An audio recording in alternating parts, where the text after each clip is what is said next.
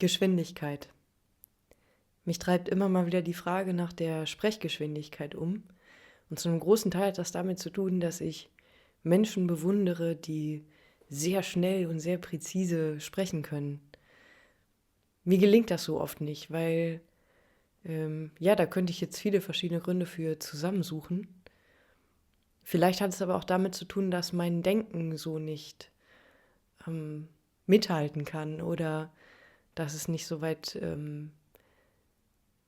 so in einer Deutlichkeit und einer Klarheit ähm, vorausgehen kann und die Worte mitnehmen kann. Das heißt, in dieser Frage, warum, warum ist das eigentlich so interessant, wie schnell oder langsam ein Mensch spricht, das kann verschiedenste Gründe haben. Es kann was damit zu tun haben, dass die Art, wie ein Mensch sich artikuliert und Sachen formuliert und die Rhythmik, in der dieser Mensch das tut, vielleicht künstlich wirkt oder vielleicht durch einen bestimmten Rahmen, durch eine Redezeit, einen gesteckten Rahmen hat und daran dann die Geschwindigkeit anpasst, weil vielleicht viele Sachen, viele Informationen mit in die Rede einfließen sollen und der Mensch nicht viel Zeit hat, um prägnant seine Aussage zu machen. Dann gibt es aber auch die Formen des Sprechens, in denen Menschen sehr langsam sich etwas annähern können. Das kann, je nachdem, was man erwartet oder was für einen angenehm ist, quälend sein oder es kann auch sehr angenehm sein, weil man sich vielleicht in die Langsamkeit eines Sprechens hinein entspannen kann. Ich kenne beides. Ich weiß nur, dass mich immer dann eine bestimmte Sprechgeschwindigkeit stört, wenn ich gerade eigentlich was anderes brauche.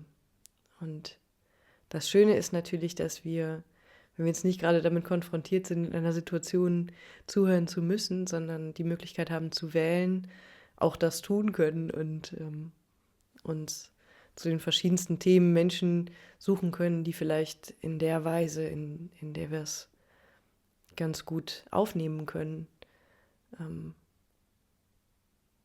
und dann verschiedene Sichtweisen und Inhalte vermitteln.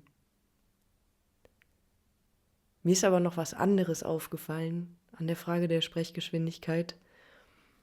Und das ist eigentlich was sehr, sehr Cooles oder etwas, was mich auf ein Thema gebracht hat, das viel, viel tiefer geht, als ich das gedacht hatte. Und das war das des richtigen Zeitpunkts oder des Abtastens einer Form von auch sprechender Zeit oder sprechender Rhythmik, die nicht so sehr antrainiert werden kann, die man nicht so gut, glaube ich, auswendig lernen kann oder einstudieren kann, sondern die sich in dem Moment ergibt, in dem man zumindest einen kleinen Raum für die Improvisation lässt und sich in die Geschwindigkeit des eigenen Denkens in einem Augenblick hineingleiten lässt und aushält, dass man nicht genau weiß, wann das nächste Wort sich an dieser merkwürdigen Wand entlang tasten kann. Also so empfinde ich es, wenn ich improvisierend spreche und auch Worte suche, dass ich mit mehreren Kräften gleichzeitig konfrontiert bin. Also einmal mit dem, dass ich aushalten muss, nicht genau zu wissen, wohin meine Gedanken als nächstes wandern und andererseits aushalten muss, nicht zu wissen, ob ich auch mit diesen Gedanken Schritt halten kann und sie in Worte bringen kann. Das heißt, es gibt immer so was Zeitversetztes, etwas, was nicht ganz auf den Punkt ist. Und das ist eigentlich ein schöner Ausdruck, dieses Komm auf den Punkt ist ja eine Anweisung, also ist erstmal eigentlich auch ein Ausdruck von Unzufriedenheit wahrscheinlich, dass gerade ein Mensch um etwas herumquatscht und zu viel Zeit in Anspruch nimmt, um die Aussage zu machen, die dann für den anderen gebräuchlich, nicht gebräuchlich ist das falsche Wort, ähm, die der andere dann nehmen kann, um damit etwas anzufangen. Es ist etwas in diesem Ausdruck kommt zum Punkt, was einen Menschen treffen kann. Und es gibt aber auch etwas darin, was nochmal auf eine ganz andere Intelligenz verweist. Und das ist für mich die musikalische Intelligenz der Sprache oder des Sprechens vor allem. Es gibt natürlich auch Texte, in denen man den Eindruck hat, da hat ein Text eine eigene Geschwindigkeit. Vielleicht, also es ist ja subjektiv, wie man das dann wiederliest, aber ähm, ich glaube schon, dass es sowas auch wie einen Klang oder wie einen Sound in Texten gibt und eine Musikalität. Also es gibt zumindest Texte, bei denen ich das so empfinde und so wahrnehme. Das wäre aber nochmal ein riesiges anderes Fass. Die Frage des Auf den Punkt kommens kann man daran aufhängen, ob jemand das entscheidende Argument oder die entscheidende Aussage, die entscheidende Behauptung macht, die der Mensch dann für sich auf eine Weise beurteilen, verwerten und mitnehmen kann, der das hört. Es kann aber auch etwas völlig anderes bedeuten. Das ist mir heute irgendwie aufgegangen. Und zwar in der Verwebung des Sprechens mit der Musikalität, dass es so etwas auch wie eine Kairos-Qualität gibt in der Musik und vor allem in der Musik, die mit verschiedenen Formen von Tempo spielt und den Reiz darin findet, auch immer wieder in Momente zu kommen, in denen es wirklich darauf ankommt, ob jetzt beispielsweise ein Quartett, an das ich denken musste, nach einem Schlagzeug-Solo, das eine völlig eigene Geschichte erzählt und auch dementsprechend völlig eigene, verschiedene Geschwindigkeiten dabei artikuliert. Also ob die dann hinterher auch wieder zusammen auf diesen Punkt kommen, ob die wieder zusammenfinden und diese verschiedenen Linien, diese verschiedenen Stränge oder Wellen sich wieder kreuzen, um dann wieder gemeinsam zu spielen und, wie man das so schön sagt, wieder tight zu sein. Und man könnte dieses tight zusammenspielen auch auf eine Weise betrachten, dass es nicht bedeutet, immer auf den Taktschlag zu landen, sondern sich auch Räume des Ausdehnens von Phrasierungen und von eigenen Spaziergängen durch ein Stück, von irgendjemandem, der daran mitspielt, zu erlauben, also etwas sich dehnen zu lassen und dann aber auch wieder diesen Moment des Zusammenziehens zu haben, um dann wieder diese Zusammenkunft anzudeuten und anzukündigen. Das heißt, ich mag besonders gerne Formen der Musik, vor allem in diesem Kontext von Geschwindigkeit oder Kairos, als Gedanken, die das Abwegige ein bisschen erlauben. Und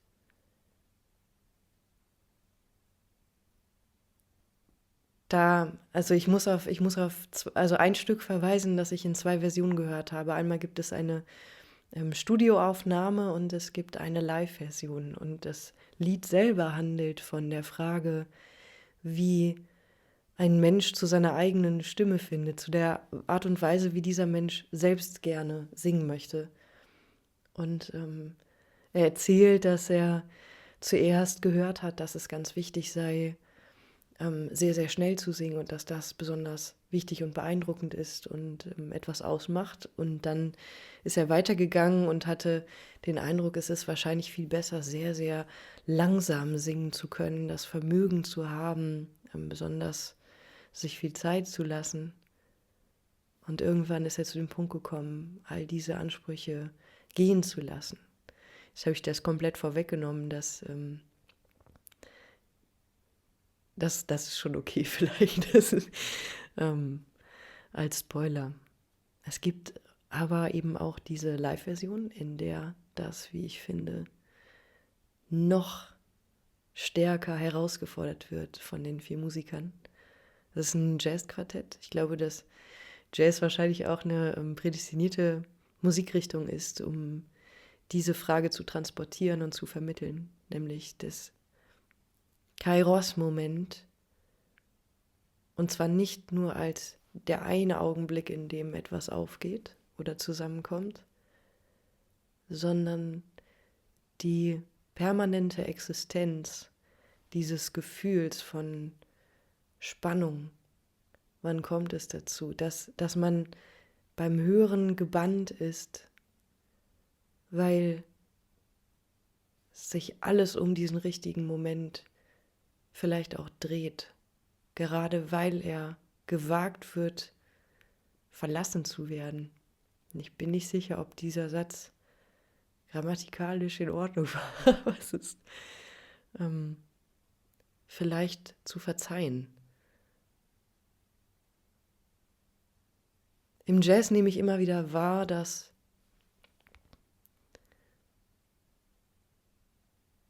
dieses Wagnis im Vordergrund steht. Ich bin natürlich kein Profi in diesen Sachen, aber immer wenn ich es höre, vor allem wenn es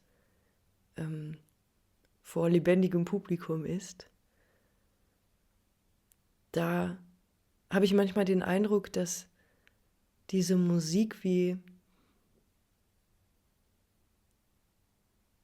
so ein Webschiffchen ist, das die verschiedenen Fäden auch, also mit dem Publikum interagiert, ohne dass man das jetzt irgendwie direkt formulieren müsste, sondern es ist spürbar, dass mit allem, was im Raum geschieht, die Musik sich selbst vernäht und ein Gewebe herstellt, das selbst wenn ein Stück gar keinen Text hat, Geschichten formuliert. Und deshalb möchte ich diese 2 Versionen dieses einen Liedes unbedingt rüberreichen und ganz, ganz herzlich dazu ermutigen, die auch wirklich nacheinander zu hören, also die beide zu hören, um einfach diesen Unterschied vielleicht zu hören, wer das mag, wer dazu Lust hat. Und wer auch dazu Lust hat, sich mit dem Thema Geschwindigkeit, Kairos, und das muss ich noch anfügen. Warum überhaupt Kairos? Warum ist mir das in den Kopf gekommen? Oder an den Kopf?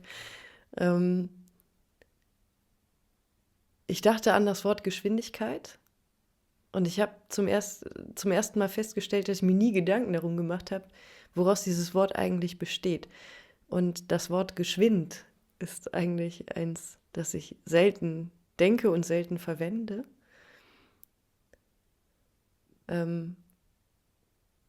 Und ich habe damit assoziiert, wie es in manchen Kairos-Darstellungen so ist, dass er am Hinterkopf ja kahl ist. Und also Kairos als eine mythologische Figur am Hinterkopf kahl ist und in einem Moment vorbeirauscht, auf den man nicht 100%ig vorbereitet sein kann. Und wenn man dann es nicht schafft, ihn am Schopfe zu packen, der nach vorne geneigt ist und nach vorne weht, dann rutscht die Hand ab an dem kahlen Hinterkopf. Also könnte sagen, das ist der erste Undercut der Geschichte.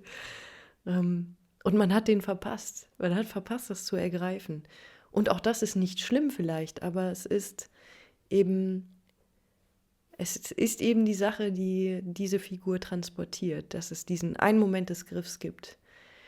Und ich hätte gerne dieses Sprechen und diesen kleinen Gedankenrundgang aufgenommen in einem anderen Augenblick. Aber manchmal ist der Kairos auch dann da, wenn man schon im Stammanzug ist. Und dementsprechend ähm, ja, möchte ich das genauso offen lassen, weil das noch sehr faszinierende Figuren sind. Geschwindigkeit, Sprechen, das ist das eine, aber auch diese Kairos-Geschichte ähm, möchte ich nicht weiter totquatschen und stattdessen ermuntern, wer das möchte, die Frage der Geschwindigkeit oder des richtigen Moments, vielleicht auch der richtigen Unterbrechung, mit musikalischen Assoziationen zu denken und gerne Songs, die einem da oder Musikstücke, die einem da in den Sinn kommen, zu teilen, wer möchte. Das haben wir ja immer so gemacht. Also, ja, damit ich vielleicht ein paar Punkte gestreift.